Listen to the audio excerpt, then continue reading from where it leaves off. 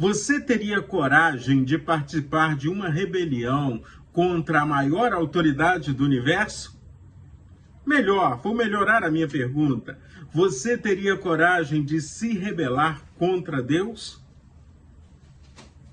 Muitas vezes nós temos praticado rebeldias contra Deus quando não estamos prontos a obedecê-lo. Estamos lendo a carta aos Hebreus. Esse livro foi escrito para judeus cristãos que estavam pensando em abandonar o cristianismo e voltar para o velho pacto, para o velho concerto, voltar para a lei. O autor de Hebreus começa a ensinar o poder, a superioridade, a grandeza de Jesus Cristo e da mensagem do Evangelho. E hoje nós estamos lendo o capítulo 3, e eu vou ler com você os versículos de 7 a 11. Depois do autor de Hebreus falar sobre a superioridade de Jesus Cristo em relação a Moisés, ele começa a nos ensinar a respeito do nosso comportamento diante do Senhor. Vamos ler o texto bíblico que diz assim: Por isso, como diz o Espírito Santo, hoje, se ouvirem sua voz, não endureçam o coração como foi na rebelião no dia da tentação do deserto, onde os pais de vocês me tentaram, pondo-me à prova, e viram as minhas obras durante 40 anos. Por isso me indignei contra essa geração e disse: o coração deles sempre se afasta de mim, e eles não conheceram os meus caminhos. Assim jurei na minha ira, não entrarão no meu descanso.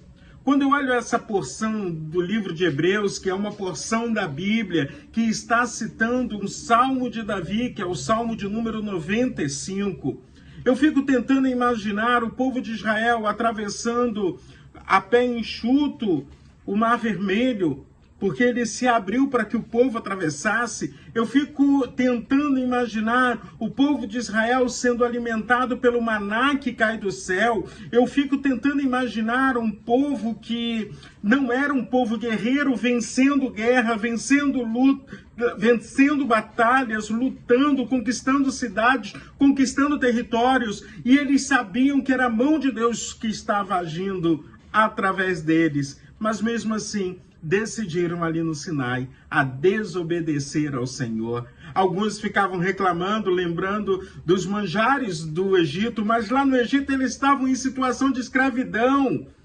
Eles estavam sofrendo a opressão, mas mesmo assim tiveram coragem de se rebelar contra o Senhor.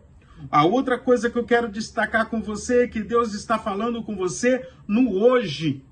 Se hoje ouvir, e nós temos capacidade para ouvir Deus o tempo inteiro, pela sua palavra, pelo Espírito que habita em nós, então fica o convite: escute o Senhor, não se faça de surdo diante da voz do Senhor para com você, para com a sua vida. E lembrando que o autor de Hebreus está me citando o Salmo de número 95. E o Salmo 95, antes de entrar no texto que é citado por Hebreus, nos versículos 6 e 7, diz assim: Vinde, adoremos e prostremo-nos, ajoelhemo-nos diante do Senhor que nos criou. Ele é o nosso Deus e nós somos povo dele. Nós somos ovelha na sua mão. E hoje, se você ouvir a sua voz, não endureça o coração.